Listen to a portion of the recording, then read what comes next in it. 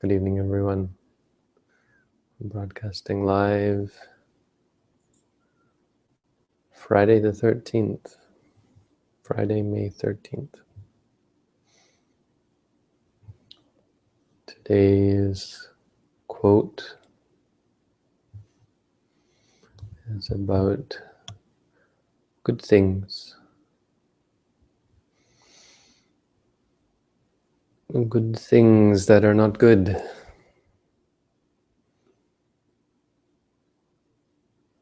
There are things in this world that we think are good.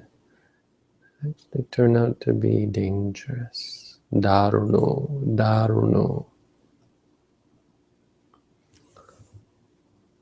Daruna means wicked or harsh, cruel. What is it in this world that is harsh and cruel or dangerous? Buddha says three things: labha, gain, sakara, praise, and siloka, fame. Sakara is honor. Right? We went through this.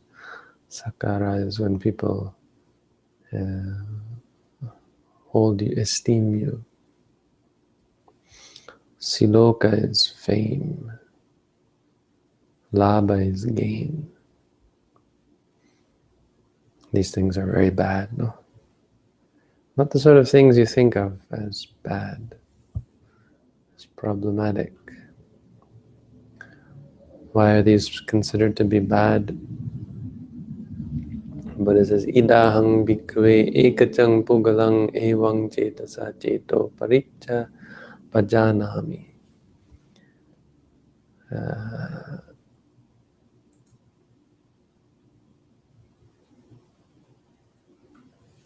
Some people I can see in their mind they would not tell a lie. They would not knowingly tell a lie for gold or jewels. Golden bowl filled with pieces of silver? Well, maybe. Right.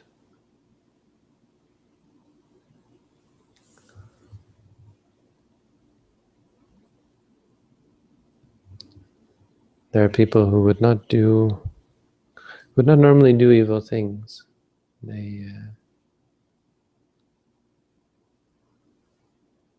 don't think, they're naturally pure. This is the way of worldly goodness.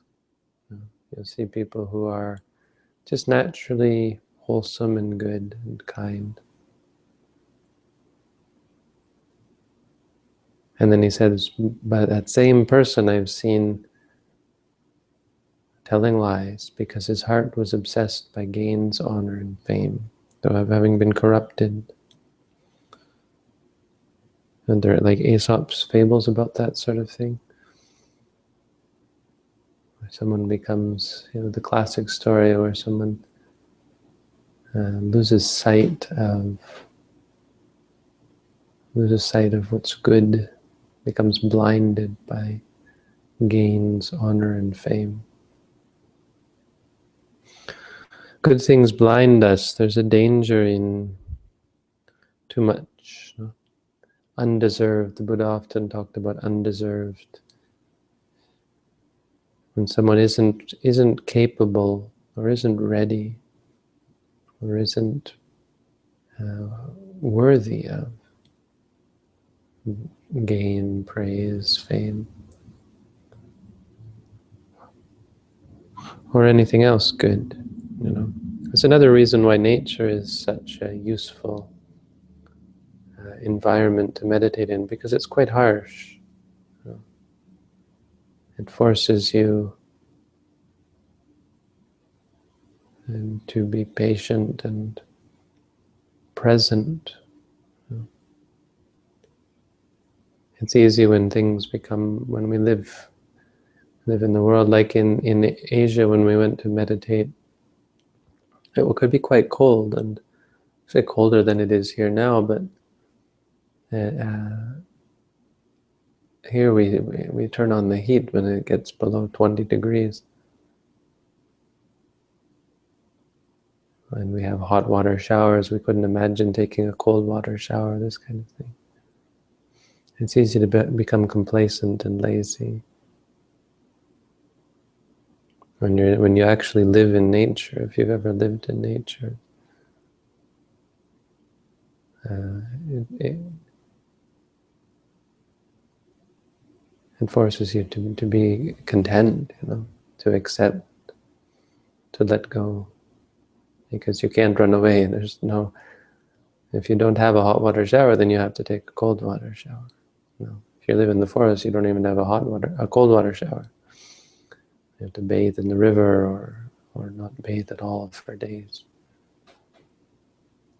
That's why we go on alms round, because it's a way of being content, with whatever food there is easily and freely available, through charity,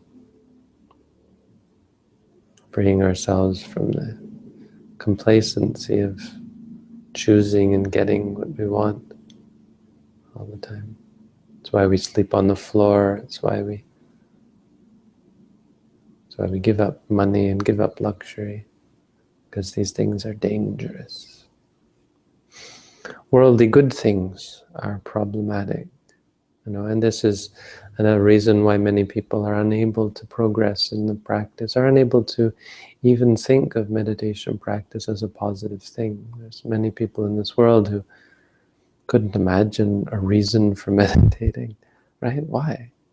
Why would you waste your time that you could be enjoying life, right? Because these people enjoy life. They have pleasant lives, and they have gains that other people do not. There are people who think that all you have to do is think positively and good things come to you. And there's something to not being depressed and negative, but it's also quite clear that some people just have better luck and better situation than others. And they become blind and forgetful. There's the story of Saka, the king of the gods, who became a Sotapanna, so he really understood the Dhamma. But then one day Moggallana went to check on him and found that he was complacent. He had this beautiful palace, and he showed Moggallana this palace, and Moggallana used his magical powers to shake the palace up with an earthquake. And Saka became afraid, and he said, you've become complacent. And he said, this gain of you, this gain of yours as an angel, these good things. We're like angels in many ways. We have such luxury in this world. Even to just have cooked food, all the things that we have that we take for granted. Cooked food, soft clothes, that we can actually wear cotton on our bodies to ward off heat and cold. That we have walls and a roof to keep out the insects and the elements.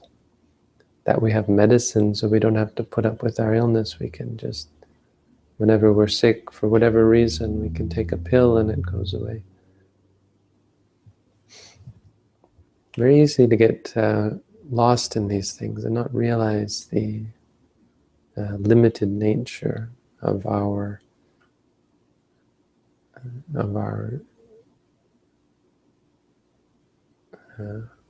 luxury and our contentment. It's easy to be content when things are good. when you have happy things come to you. We practice meditation to be ready for anything, to be invincible. It's not a reason to be proud that you can deal with, that you can enjoy life. It's not a reason to be proud of when you're famous, or when you're rich, or when you're honored by others. Something to be concerned about. Now I will become complacent. These good things will make me forget about the potential for bad things. And then when bad things come, I'll be completely unprepared.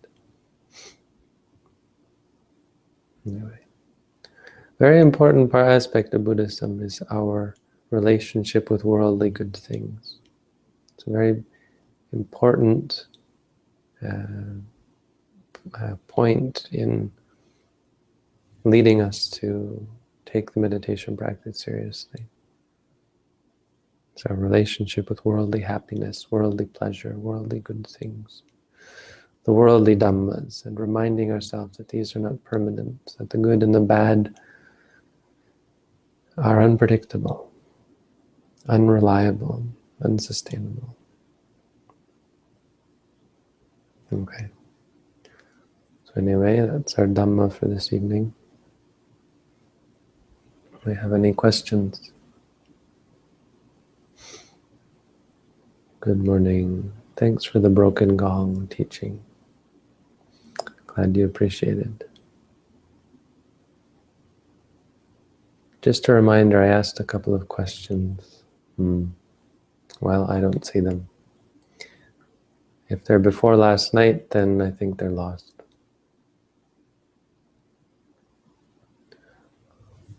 What should you do when other people's suffering spills onto you?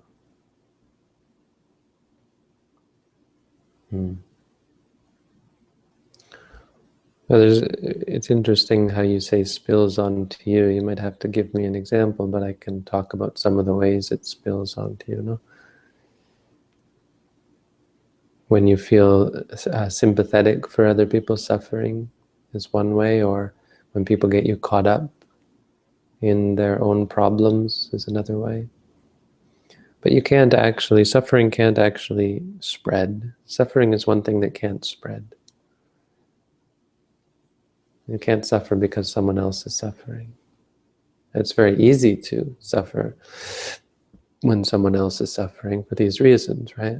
Someone gets in trouble. Suppose someone accumulates gambling debts or something, and then their whole family suffers.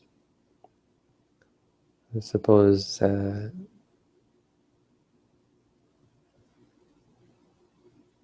someone is very ill, then their whole family suffers for another reason, from sadness, from loss. People taking problems out on you, right? So suppose someone is, apparently when people are ill with cancer, they can be very hard to deal with. Rather than becoming sober, they become more intoxicated, or more caught up in themselves, more self-absorbed and crazy even, become very self-centered. Me, poor me, something like that, and it causes problems for other people. Or they're angry at you for not appreciating them, that kind of thing. For not appreciating their problems. And you have to deal with it as with everything else, with mindfulness. Don't let other people... See, we're very connected with others. We react very quickly to other people's problems. So it's a reason why we go on what we call a retreat, right? You retreat because being around people all day is tough. Being around worldly people is very hard on your mind, very difficult for your meditation practice. I mean, you could call it the advanced practice, right? When you actually have to deal with people. Meditating here in the monastery is a training, like boxing in a boxing gym. You go to the gym and you train, but when you step into the ring, it gets real, and you have to put it all to use.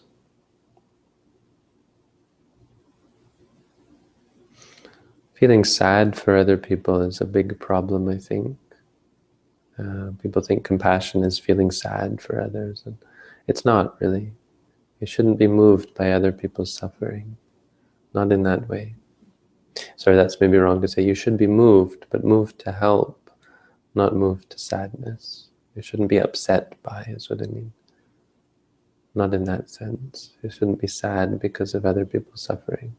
And that's, people will often use that sort of thing to their advantage. Poor me, and they want everyone to feel sad for them, and then it drains everyone else, and that kind of thing. It doesn't actually help anyone, right? But you should help others, and in fact, you can help others because of your contentment through the meditation practice. When you have fewer needs of your own, you're much better able to help others.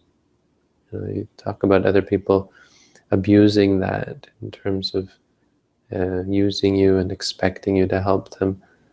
I think for enlightened being, there's a certain sense of willingness to let people use you, certain willingness to help others and to not worry so much about yourself, because you don't get upset about things. You can be used and it doesn't bother you. You don't mind when other people want you to help them. It's just easier to go along with them, so you just do it. And you can do things that you're stronger, in fact invincible. As an enlightened being, an arahant, nothing bothers them. So they're able to help and work for the benefit of others tirelessly, untiringly.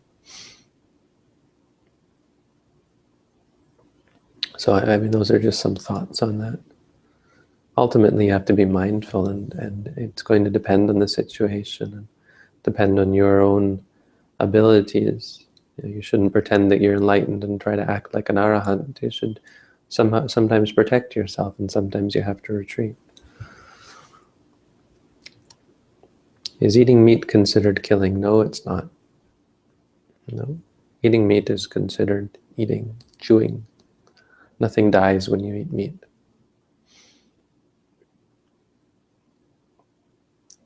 Have all the Buddhas been men and born in India? Apparently so. But not just men. It's a very special being. A Buddha is born as a very special being, but yes, is male.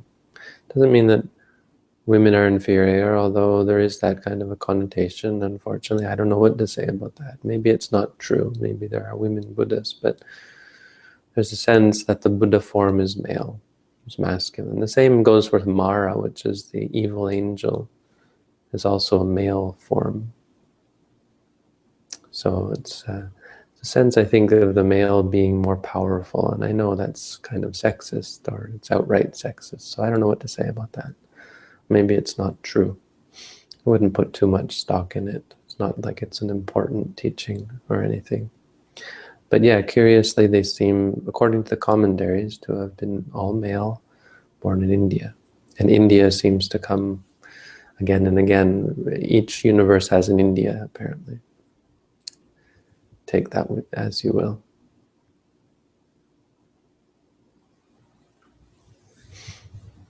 In your booklet, under the section on sitting practice, you write one should investigate sensations other than the breath after some minutes. What if the mind stays easily with the breath? Should one stick with the breath or pick other sensations? If the mind is with the breath, then with the stomach, you focus on the stomach rising, falling. But as soon as pain arises, focus on the pain. As soon as happiness arises, focus on the happiness. As soon as calm arises, focus on the calm. I don't, maybe the book is poorly written, I don't know. It shouldn't say you should look for feelings, but if there's feelings, you should focus on them, because that means your mind is already no longer on the stomach. Yes, he actually shook the palace using a single toe. Someone who knows their texts. He touched it. So Saka, he said, look at this beautiful, majestic palace and its splendor and its magnificence, its awesomeness. And Moggallana touched it with his big toe and it shook as though it was going to fall apart. And Saka was horrified. Suddenly this grand palace of his was about to collapse. And Moggallana shook his head and said, "You are being negligent. This is not permanent. This is not stable. This is not awesome. This is nothing." It's the broken gong analogy used for people with preconceptions about you or a situation that happened. The broken gong is when you don't react. It means don't react. That's all. It's quite simple. I wouldn't read too much into it. Should we choose when to say, no, that is wrong? Because that would be right at the time. I mean, you wouldn't use the exclamation points, I think is the point. You wouldn't be upset about it, but you might say that's wrong. But the broken gong means there's something missing. A gong is unable to ring. That's actually kind of a negative thing, right? We think of a gong ringing as a good thing, but no, there's something missing from the mind of an enlightened being. They might say, no, that's wrong, but there's no upset. There's no reaction.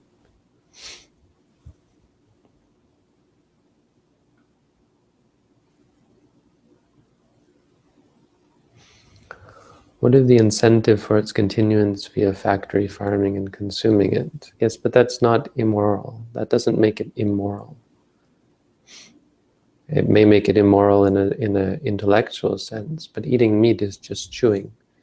Chewing, chewing. Nothing dies as you do it. And that's where morality is in Buddhism, because otherwise you can never win. You can never be truly moral because you don't know whether the food you're eating is pesticides that they use. You don't know.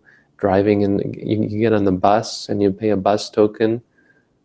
Well, more simply, you get in your car and you drive, and you know your car is going to hit insects, right? Well, then you're responsible for the killing of the insects. Okay, so then you take a bus. Well, you're still paying for the bus, so aren't you contributing to the dead insects on the windshield, etc., etc.? You can never be truly moral if your morality is based on an intellectual concept of this is supporting this is supporting that. It's not like that. Morality is the intentional, or the abstention from intentional acts of direct harm. So if you tell someone, go kill me a chicken or something, or kill me a fish, then you're not guilty of murder, but you're guilty of telling someone to commit murder, which is still a very harmful thing. It's the state of your mind. You don't want to be killed, and yet you act in a way with the intention to bring about death. You don't do that when you eat. You don't have the intention to kill this thing. You also don't have an intention that people should go out and do it more. Go out and kill more.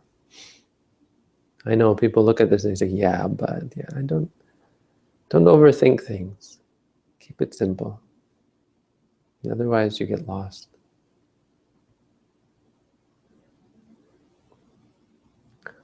What is the benefit of not eating after noon? Well, it's just a line in the sand. There's nothing magical about noon. But you need a certain amount of energy for the day, a certain amount of calories and nutrients for the day.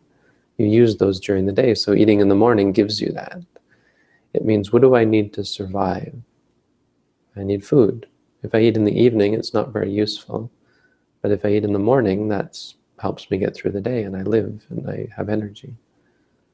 So we only eat in the morning for that reason. And the artificial line in the sand is dawn to midday, which is reasonable. Doesn't mean it's immoral to eat after midday, but it's a reasonable convention. I mean, a lot of the rules are just that. They're not important. They're not necessary. They're just rules. And that's the thing, is they're not thou shalt not, and they're not this is evil. They're I undertake not to. So they're things that people undertake. They undertake them because they're useful. Whoa. There's a big one. Recently came off a medication. Causes delirium.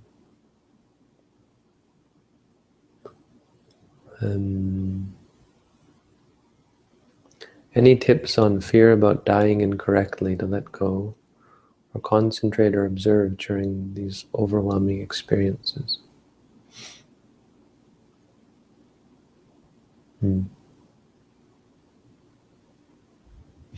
Well, make sure you don't have these things, these states in your mind, right? It's fearsome, and there's no way around it. If you die with evil in your heart, you'll go to a bad place.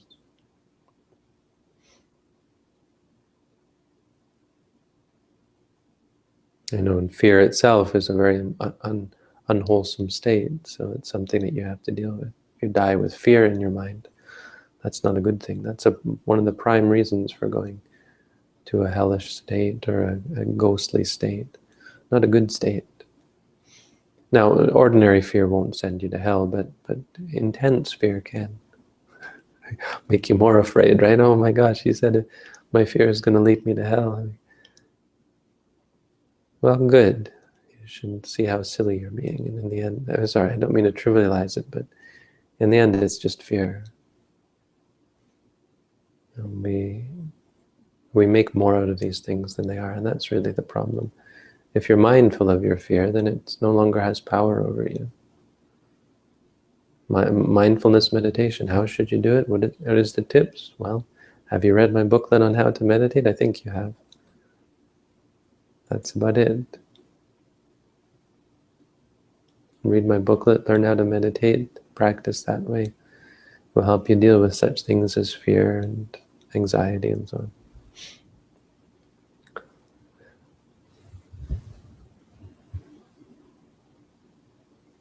How long should you focus on your feelings? Well, and as long as they last is good, but if after a long time they don't go away, then you can ignore them and come back to the stomach rising and falling. But you can stay with them. We're just trying to see them as they are, trying to see that they're not under our control, trying to learn to be objective. It's more about our state of mind than the actual experience. So whatever you focus on, trying to cultivate this objective experience. Doesn't matter what you focus on. If the feeling's always there, just stay with it. Good object. I have had some serious brain injuries in the past. Would it affect my meditation? Potentially. Potentially not. I wouldn't worry about it. Do what you can as best you can. That's all you can do. We can only start where we are. We're not all going to become enlightened in this lifetime. But we take a step in that direction, it becomes our direction, We can turn ourselves in the right direction and begin on the right path. You see so much more of it right before death than you realize you have. Yeah, I'll bet. I don't think I've ever been in a situation where I was thinking I was going to die. I mean, I was in a car accident once. That was kind of scary. And I remember doing rock climbing, and when I got to the top, I tied myself in to be let down, and halfway down I realized the knot that was holding me was just a single knot. I had mistied it. That was kind of freaky, 60 feet up, realizing I was about to slip loose and fall to my death. But no, never been in such a situation. But talking to people who have, I can imagine. And as a meditator, you can imagine, because you get these feelings, these things come up that people talk about coming up when you die. That's why meditation is so great for preparing you for death, because you've been there, seen it all. You've gone through the dregs and the depths of your mind. Have you ever read the book, The Four Agreements? No, I haven't. Does Avedita Sukha refer to Nibbana? Sangha, very good questions, but very difficult ones. I have no idea. Avedita Sukha. Let's look up the word. I don't even know that word. It sounds like what Sariputta said when he was asked, Yamaka, I think. No. Yamaka? The monk Yamaka asked Sariputta, how is it that Nibbana can be happiness? Well, there's no feeling. There's no feeling. How can it be happiness, right? The Buddha said it's precisely because there's no feeling that it's happiness. So what's avedita?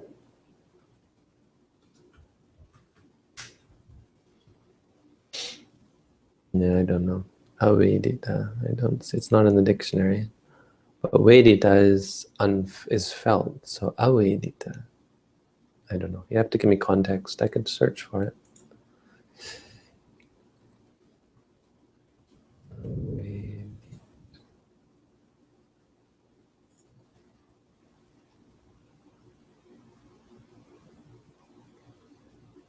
It's not even in the. It's not even in the. It's not even in the Pitakas, the Nikayas. So there. Maybe it's in the commentaries or something. You have to give me some context. Vedita means experienced. Avedita means you haven't experienced it. So I don't think it refers to Nibbana. But it's avedaniya probably, or it's without vedana, you know.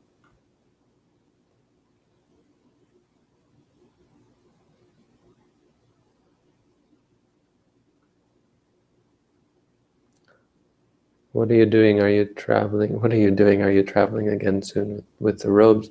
The robes are in Bangkok. We're going to pick them up when I get to Bangkok and travel to Chiang Mai with them. I have to get a ticket to Chiang Mai somehow. Have we worked that out? Is Robin here? I have to work that out at some point. The ticket to Chiang Mai, or maybe I'll just take a bus. Bus is so much cheaper. Probably much more environmentally friendly as well. Yeah, so I'll be leaving here May 31st, and I'll be back again July 1st, I think.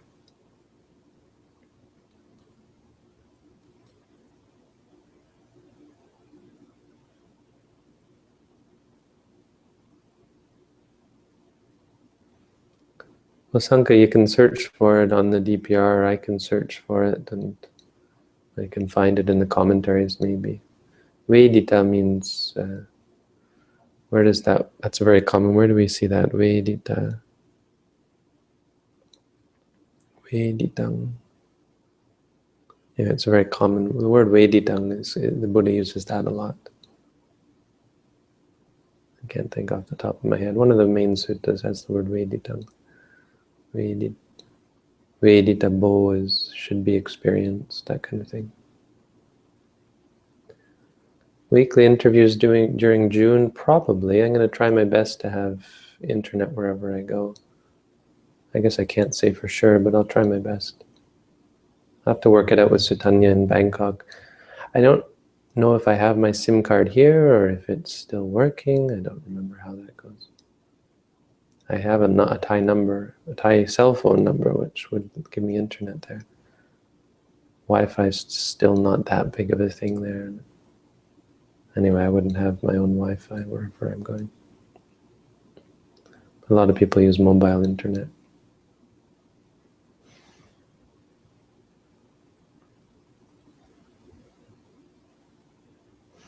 Okay, enough. That was lots of questions. Let's not overdo it.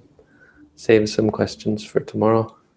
Tomorrow I won't be here, I don't think. I'm going to give a talk in Mississauga at a funeral, or not even a funeral, some kind of memorial service, which seems somewhat un-Buddhist to me. I'm not really convinced that memorial services are terribly Buddhist. Dead is dead. The person's born again. Move on. I don't know. Not convinced. It seems to me somehow clinging to the past, right? Death is something that's already happened, you know, the person moved on. Why can't you? But not something I've thought deeply about. Anyway, it's a good opportunity to teach the Dhamma, so whatever. Anyway, so probably not be here tomorrow evening, but we'll see. It could be, no, I won't be back in time. I'm gonna miss tomorrow. So have a good night. Wishing you all the best. Be well. We got video up here, right? Gotta turn that off.